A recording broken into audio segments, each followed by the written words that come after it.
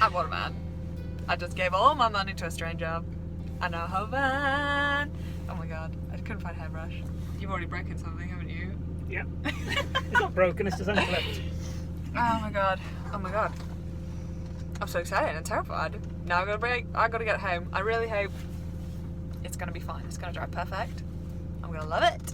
I'm gonna get it home and then I'm gonna dance around and roll around in the back. Welcome to my beautiful medium wheelbase, extra high top, bright blue Vauxhall Movano. I am already in love with her.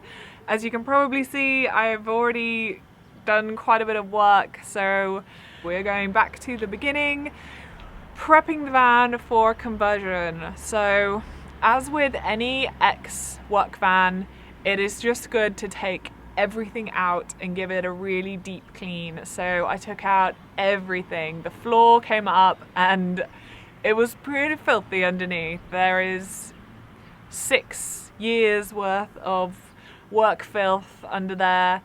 And then took all of the panels, all of the side panels off, everything out, everything cleaned. A really good scrub, a really good mop, a really good just transformation, a really nice bath and a spa day for her. So yeah, really pleased with how that went. There wasn't really much rust on the floor at all.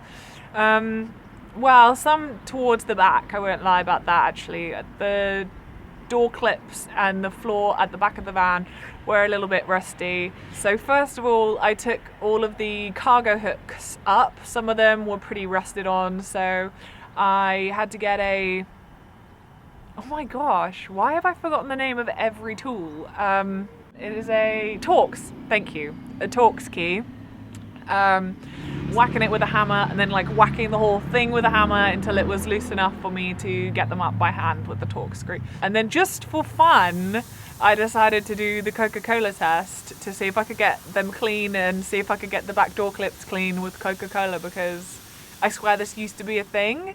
But left those for a few days and nothing really happened. I don't know whether they've changed the recipe for Coca-Cola, but I swear it used to be this rust-busting miracle potion, but it didn't, so yeah.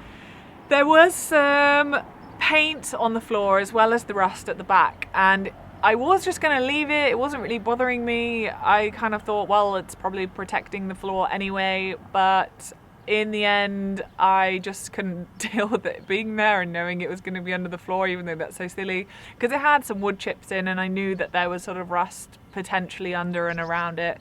So I got the chemicals out, which I didn't really want to do, and paint stripped all of that paint off, put a load of Rustins, rust remover on it, and just blasted it, and all of that paint came off like a dream.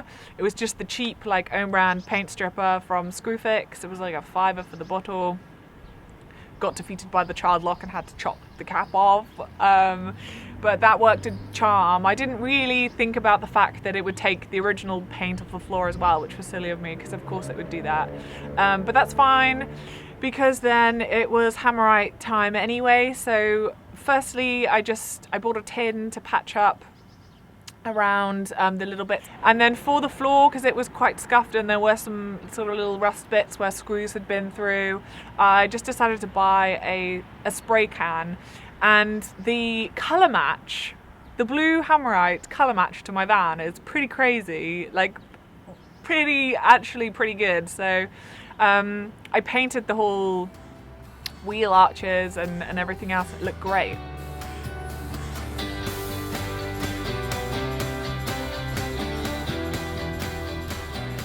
So now I feel pretty happy that the van is cleansed and rust-proofed, and all of those panels are currently living in my living room because I don't know if I'm gonna want them at a later date or not. It's always good to keep your floor, because then you can lay it outside and get the ply floor, the new ply floor that you're going to put down, and also, you know, your vinyl or your laminate. You can use that as a template for those, and it's just going to make your life so much easier. So I will be getting mine and putting it back in to test how good a fit it was. to measure my floor out, which will be going in soon, which is really exciting. So that's just a good tip to keep your floor, don't burn it straight away because it might help you later on.